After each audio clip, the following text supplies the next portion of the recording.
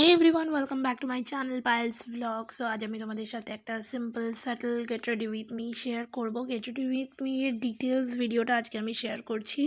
Already shorts কিন্তু আমার চ্যানেলে আপলোডেড হয়ে গেছে, আমি লিঙ্ক দিয়ে দিচ্ছি, তোমরা চাইলে কিন্তু সেটা দেখে নিতে পারো। তো রেগুলারের মতন আমি ফার্স্টে আমার স্কিনটাকে ভালো করে প্রেপ করে নিয়েছি with toning, moisturising and cleaning, toning and moisturising. And then আমি এখানে অ্যাপ্লাই করছি sunscreen. Sunscreen is very much important because এটা ডে টাইমের makeup. So that's why sunscreen কিন্তু তোমরা কিছুতেই অ্যাভয়েড করতে পারো না। অ্যান্ড এটা নিউট্রিগ্লোয়ের একটা সানস্ক্রিন, যেটা SPF 50 PA+++।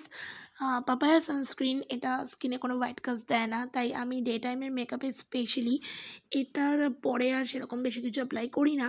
কিন্তু যেহেতু আমি আজকে এক জায়গায় যাব, তাই হালকা পাতলা মেকআপ তো করাই যায়।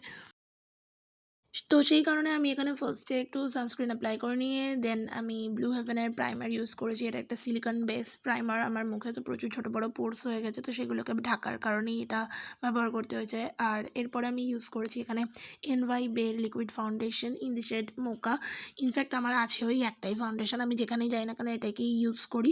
আর এটাকে যেহেতু আমি ডে টাইমে একদম সিম্পল সাটল মেকআপ রাখবো বলে এটাকে আমি হাতে করে নিয়ে খানিকটা অ্যামাউন্ট, খুব বেশি অ্যামাউন্ট না, একদম অল্প অ্যামাউন্ট নিয়ে ভালো করে আমি এটাকে ওয়ার্ম করে নিয়ে দেন ফিঙ্গারের সাহায্যে ইজিলি ব্লেন্ড করে ফেলেছি। খুব সুন্দর স্কিনের মধ্যে এটা ব্লেন্ড হয়। এর জন্য আলাদা রকমের কোনো ব্রাশ বলো বা বিউটি ব্লেন্ডার বলো, কোনো কিছুরই দরকার পড়ে না। একদম সিম্পল নিজের হাত, একদম আপনার হাত জগন্নাথ কি তারা। যাই হোক, দেন এখানে আমি ব্লু হেভেনের লিকুইড ব্লাশ না, ক্রিম ব্লাশ অ্যাপ্লাই করেছি in the shade rosy dusk or dusky rose. যাই হোক, এটা আমি কেন জানি না ভুলে যাই। আমি এখানে তোমার ডেসক্রিপশন বক্সে কিন্তু এগুলো মেনশন করে দেবো, তোমরা চাইলে দেখে নিতে পারো। তো ব্লাশ অ্যাপ্লাই করার পর দেন এটাকে আমি ব্রাশের সাহায্যে ভালো করে ব্লেন্ড করেছি।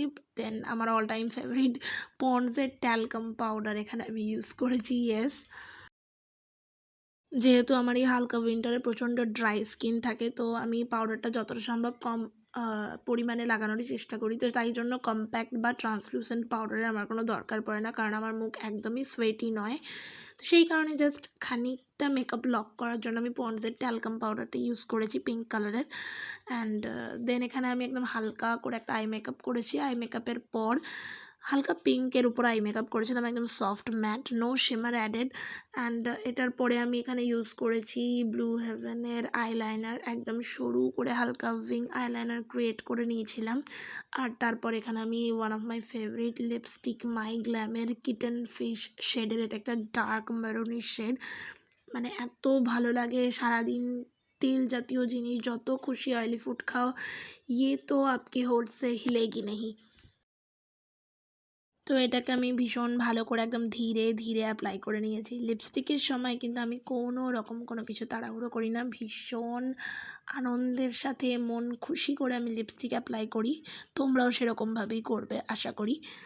আচ্ছা, এই ফাঁকে এটা বলে নেওয়া ভালো, তোমরা কি খেয়াল করেছো যে আমি ভিডিও করতে করতে কতবার বক বক বক বক করছিলাম? ইয়েস, আমার হাজব্যান্ড আমার ঘরে ছিল, তো সেই কারণেই আমাকে এতবার বক বক করতে হয়েছিল।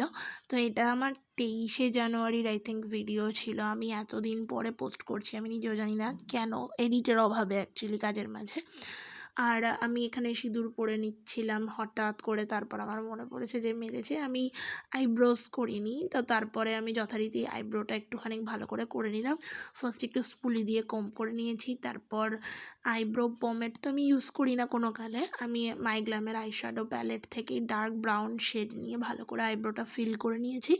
দেন আবারও আমি একটা স্পুলি দিয়ে, মানে ওই সেম স্পুলি দিয়েই আর কি, জাস্ট কম করে নিয়েছি। শোনো, আমার কিন্তু এক গাদা অত স্পুলি নেই, হ্যাঁ, যে এখন একবার করব পরে একবার করব। আমি একই ব্রাশ দিয়ে জীবনের পর জীবন, আমার তো একটাই জীবন, এনিওয়েজ, জীবনের পর টাইমের পর টাইম আমি এই দিয়েই কাজ চালাচ্ছি দিনের পর দিন। তো এই দেখো, একদম ঠিকঠাক বেশ সুন্দর হয়ে গেছে না? আমার তো খুব ভালো লাগে। আমি কিন্তু ওভার ড্র করি না, জাস্ট যেইটুকু আমার গ্যাপগুলো মনে হয় সেইগুলোই আমি ফিল আপ করি। আর আমার মনে হয় যে একদম ঠিকঠাক প্রমিনেন্টভাবে হয়ে গেছে। পারলে আমি শুধুমাত্র এই আইব্রো টিউটোরিয়ালটার জন্য সেপারেট একটা শর্টস করে দেব। আমার ইচ্ছা আছে, জানি না আমার এডিটের অভাবে কতটা কি হয়ে উঠবে। তোমরা কিন্তু জানিও যে তোমাদের আদৌ এটার দরকার কোনো কি না।